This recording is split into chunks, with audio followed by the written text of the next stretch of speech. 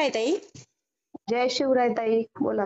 हो ताई, आता आपण उपस्थित आहोत मराठा आंदोलनासाठी मुंबईमध्ये. तर तुम्ही बघतायत की जो जो हा क्या आहे तर त्याने असं जाहीर केलंय काल की मराठा आरक्षणाविरोधात आम्ही सुद्धा ओबीसींची संघर्ष यात्रा काढणार आणि जो आम्हाला आडवा येईल तो चाकाखाली जाईल. यावर तुम्ही आता एक मराठा आंदोलक म्हणून काय सांगाल? प्रथमतः मला एक सांगायचं आहे, ओबीसी प्रवर्ग म्हणजे कोणाची जहागिरी नाहीये. आणि ज्या वेळेस आरक्षण देत होते त्यावेळेस मराठ्यांनी संमती दिली होती या आरक्षणासाठी.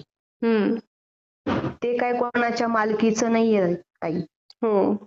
आणि हा जो म्हणतोय की ओबीसी ओबीसी ओबीसी, याला ओबीसी मध्ये जर याला कोणी ओळखत नाही, याला कोणी नेता मानत नाही, मग हा का बरं पुढारपण करत फिरतोय?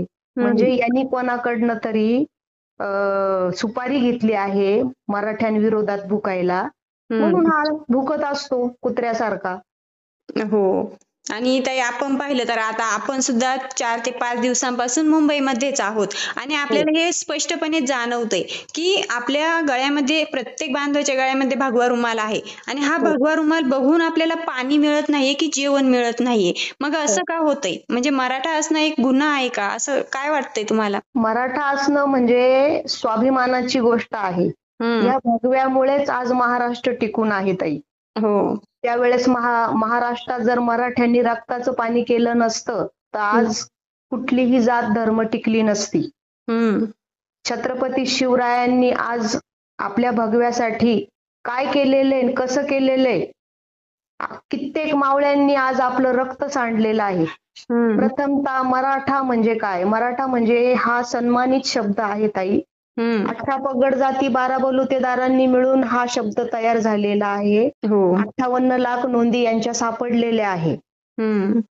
हे तर कोर्टाला मान्य आहे आणि कोर्टानेच आदेश काढलेला आहे की कुणबी आहे यांना आरक्षण लागू करा त्वरित. हे आंदोलन ज्या वेळेस मुंबईला येणार होतं तर 4 महिने आधीच जरांगे दादांनी सरकारला इंटिमेशन दिलेली होती की आम्ही 29 ऑगस्टला मुंबईला येणार जर आमची मागणी तुम्ही पूर्ण केली नाही.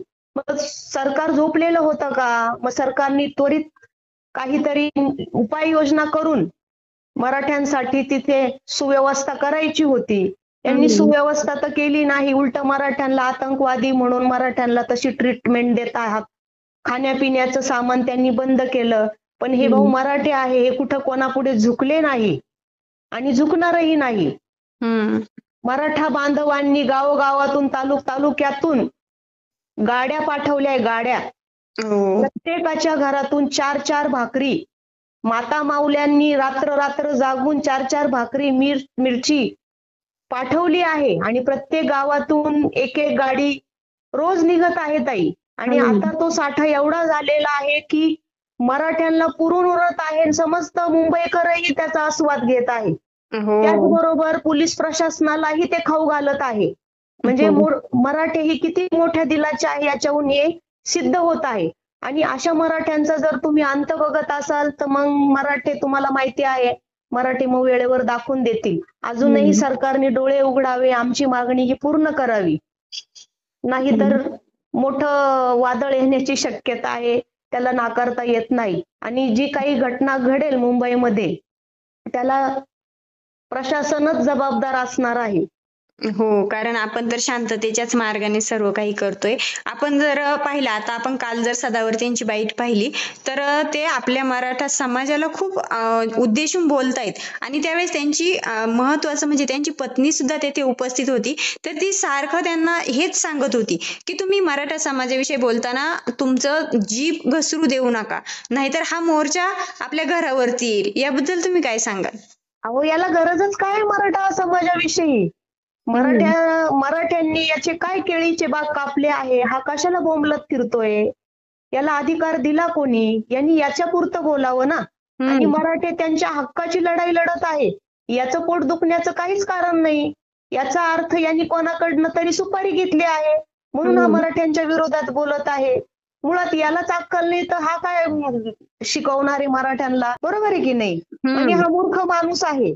जर याची बायको याला सांगत आहे तरी हा बडबड याची चाललीच आहे.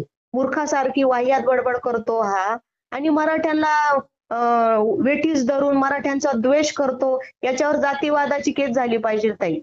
कारण मराठा पण हा मागास आहे सध्या, त्याच्या बापाची जहागिरी नाहीये. यांनी हे ध्यानात घेतलं पाहिजे. मराठ्यांचा संयम बघू नको, मापात राहा. हो.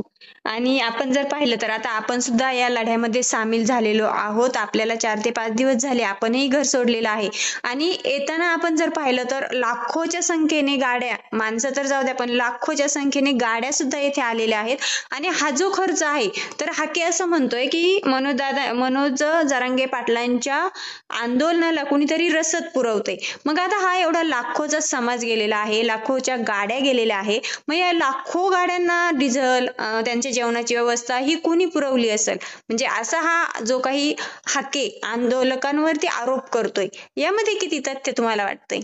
अरे मूर्खा, जर रसद पुरवणार असते तर मराठी त्यांच्या न्याय हक्कासाठी रस्त्यावर उतरले असते का? साधी गोष्ट आहे. मराठ्यांना जर कोणी रसद पुरवली असती तर मराठी आज मेले असते का? मराठ्यांच्या पोरांनी आत्महत्या केली असती का? हो, रसद पुरवली. कोणी पुरवली?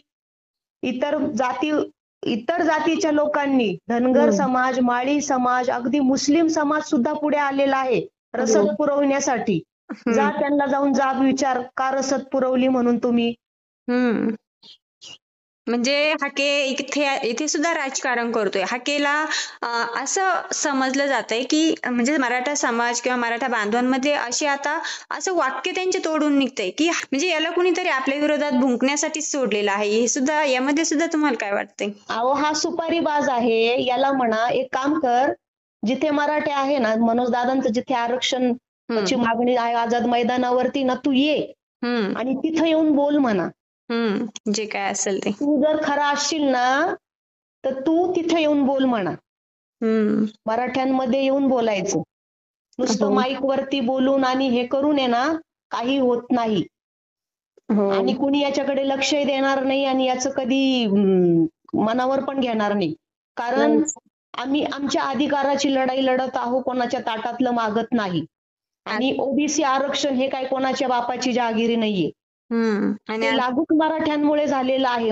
आरक्षण आमच्या हक्काचं, आरक्षण आमच्या हक्काचं. आमची मागणी ओबीसीतून, तुम्ही फक्त ओबीसीतून म्हणायचं. आमच्या दादाची मागणी, आमच्या दादाची मागणी, आमच्या नेत्याची मागणी, आमच्या नेत्याची मागणी, आमच्या नेत्याची मागणी, आमच्या समाजाची मागणी.